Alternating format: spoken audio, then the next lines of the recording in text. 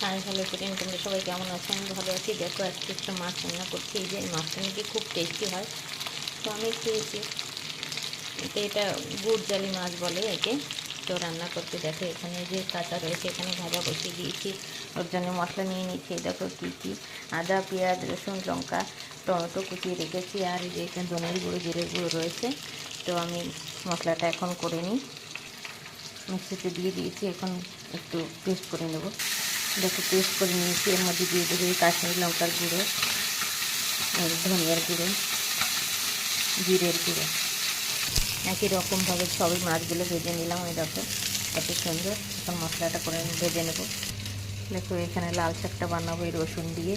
তো সব রেডি করে নিয়েছি। ওখানে আরেকটা সবজি হয়ে গেছে, মাছও ভাজা হয়ে গেছে। দেখো মাছ ভেজে যে তেলটা রয়েছে ওর মধ্যে আমি সামান্য কালো জিরে দিয়ে দিলাম।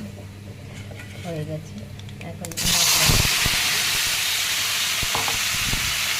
মশলাটা দিয়ে ভালো করে নেড়ে ছেড়ে কত সুন্দর লাগছে। ভেজে নেবে ভালো করে।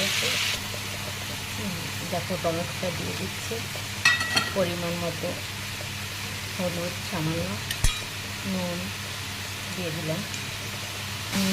আমি এই ফ্রাইং প্যানটার মধ্যেই রান্না করে নিচ্ছি মাছের ঝোলটা।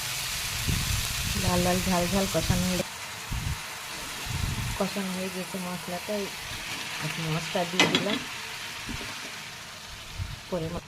পরিমাণ মতো জলটা আমি দিয়ে দেব। জলটা দিয়ে নেড়ে চেড়ে ভালো করে জাল করে নেব।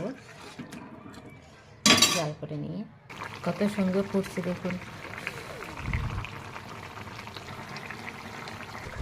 লাল লাল ঝাল ঝাল গুড় জালি মাছের ঝাল রান্না কমপ্লিট। গরম ভাতের সঙ্গে একদম জমে যাবে।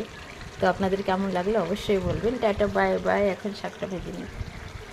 Bye bye.